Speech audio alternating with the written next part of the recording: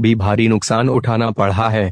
तमाम वादों के बाद भी रूस ने लगातार यूक्रेन में रिहायशी इलाकों में भी हमले किए हैं। इस वजह से कई आम नागरिकों की मौत हुई है।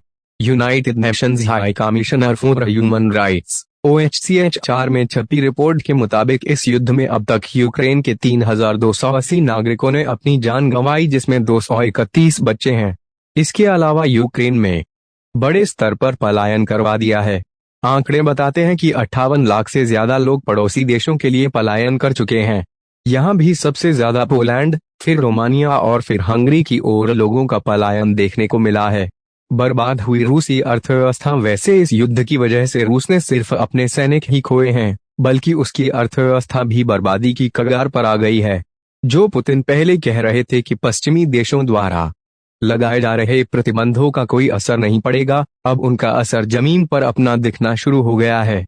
जिन भी पैरामीटर पर किसी अर्थव्यवस्था की सेहत को जांचा है, उन तमाम पहलुओं पर रूस को झटका लगा है। बात करें महंगाई दर की, साल 2002 के बाद सबसे ज्यादा दर्ज की गई है।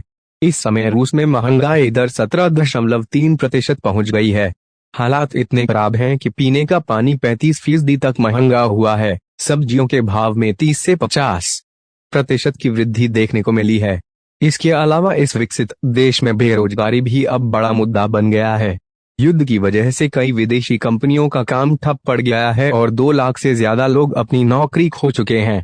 इसके अलावा 300 से ज्यादा बड़ी कंपनियां रूस में अपना कारोबार बंद कर चुकी हैं।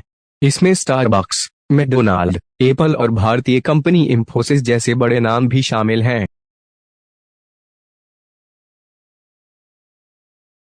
गृह मंत्री अमित शाह ने सोमवार को असम में घोषणा की है कि अगली जनगणना इलेक्ट्रॉनिक सेंसस तरीके से की जाएगी, जो 100% सही होगी। गृह मंत्री ने दावा किया है कि जनगणना के दौरान एक जनगणना रजिस्टर तैयार किया जाएगा। इस रजिस्टर में एक शिशु के जन्म होते ही उसका जन्मतिथि रिकॉर्ड दर्ज किया जाएगा। 18 साल बाद जब ये बच्चा बालिग हो जाएगा तो इसका नाम मतदाता सूची में जोड़ दिया जाएगा। इस व्यक्ति की मृत्यु होने पर उसका नाम मतदाता सूची से हटा दिया जाएगा। गृह मंत्री अमित शाह की घोषणा के बरक्स NRC की भी चर्चा जरूरी है, जिसे लेकर देश में विवाद चल रहा है। सवाल उठता है कि क्या इस जनगणना के रास्ते सरकार NRC का दरवाजा खोल रही है। इस पर चर्चा से पहले ये जान लेना जरूरी है कि NRC है क्या है NRC। दरअसल NRC यानी कि नेशनल रजिस्टर ऑफ सिटीजन एक रजिस्टर है। सरकार की योजना है कि इस रजिस्टर में भारत में रह रहे सभी वैध नागरिकों का रिकॉर्ड रखा जाएगा। NRC अभी सिर्फ असम में लागू है, लेकिन गृह मंत्री अमित शाह कह चुके हैं कि NRC को पूरे देश में लागू किया जाएगा। ध्यान रहे कि NRC में सिर्फ वैध नागरिकों का ही रिकॉर्ड रखा जाएगा। बंगाल की खाड़ी के ऊपर बने चक्रवाती तूफान असानी का असर आंध्र प्रदेश, ओडिशा, तमिलनाडु, पुडुचेरी और आसपास के राज्यों में दिखना शुरू हो गया है। मौसम विभाग के मुताबिक तेज हवाओं के साथ बारिश हो रही है। फिलहाल तूफान के कारण सुरक्षा के नजरिए से कई विमानों की उड़ान रद्द कर दी गई है। चक्रवाती तूफान असानी विशाखापट्टनम से लगभग 330 किमी दक्षिण पूर्व में है। मौसम विभाग ने साइक्लोन असानी के मंगलवार की रात तक उत्तर पश्चिम की ओर आगे बढ़ने की संभावना जताई थी।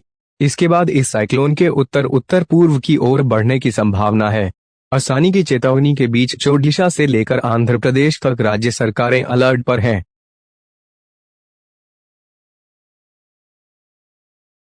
पड़ोसी देश श्रीलंका 3 दिन से गुस्से की आग में जल रहा है। यहां 32 दिन से प्रदर्शनकारी सड़कों पर डेरा जमाए हैं। देश के अंदर आर्थिक मंदी की मार ने लोगों के भीतर उबाल ला दिया है। भीड़ इस सबके पीछे राजपक्षे परिवार, महिंदा और उनके भाई राष्ट्रपति गोटबाया को दोषी ठहरा रही है। मीडिया रिपोर्टर्स के मुताबिक अब तो महिंदा राजपक्षे की तलाश में श्रीलंका में नाकेबंदी की जाने लगी है। मंगलवार शाम से भीड़ महिंदा राजपक्षे को तलाश रही है। श्रीलंका में 9 मई से हिंसा और आगजनी तेज हुई है। अब तक 8 लोगों की जान गई है और कोलंबो समेत अन्य जगहों पर 250 लोग जख्मी बताए जा रहे हैं। सत्ताधारी पार्टी के एक सांसद को भी जान गंवानी पड़ी। भीड़ चुन कर सत्ताधारी पार्टी के नेताओं के ठिकानों पर तोड़फोड़ और आगजनी कर नुकसान पहुंचा रही है। इतना ही नहीं, सोमवार को भीड़ ने राजपक्षे परिवार का पैतृक घर तक फूंक डाला। देश में फिर से कर्फ्यू लगा। यह हालात तब बने जब महिंदा राजपक्षे ने पीएम पद से इस्तीफा दे दिया है और उनके समर्थकों ने प्रदर्शनकारियों पर हमला कर दिया। फिलहाल हिंसा को देखते हुए देश भर में फिर से कर्फ्यू लगा दिया है। राजधानी कोलंबो में सुरक्षा व्यवस्था का जिम्मा सेना को सौंपा गया है।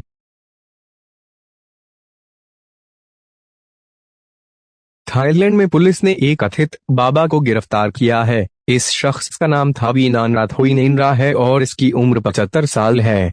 इस ढोंगी बाबा के बारे में ये दावा किया गया है कि उसके अनुयायी अपना मूत्र पीते थे और अपना मल भी खाते थे। दरअसल इन अनुयायियों को लगता था कि मल खाने से और मूत्र पीने से वे बीमारियों से बचे रहेंगे।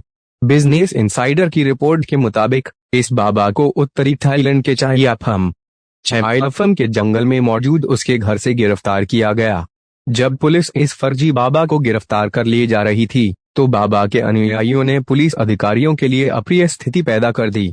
आश्रम के अंदर से पकड़ा गया 75 साल का बाबा थाईलैंड पुलिस वहीं थाई पुलिस ने समाचार एजेंसी एपी को बताया बाबा के आश्रम से 11 लाशें मिली हैं, जिनके बारे में माना जा रहा है कि ये बाबा के अनुयायियों की ही लाशें हैं। द थाई इंक्वायरर की रिपोर्ट के मुताबिक थावीनानराथोइनेनरा के आश्रम पर तब छापेमारी की गई जब पता चला कि उसने जमीन पर अवैध कब्जा किया और कोविड नियमों का उल्लंघन किया है। वहीं द बैंकॉक पोस्ट की रिपोर्ट के मुताबिक जो लाशें बरामद हुई हैं वे सभी ताबूत में थीं। इनमें केवल 5 लाशों का ही डेथ सर्टिफिकेट बरामद हुआ है।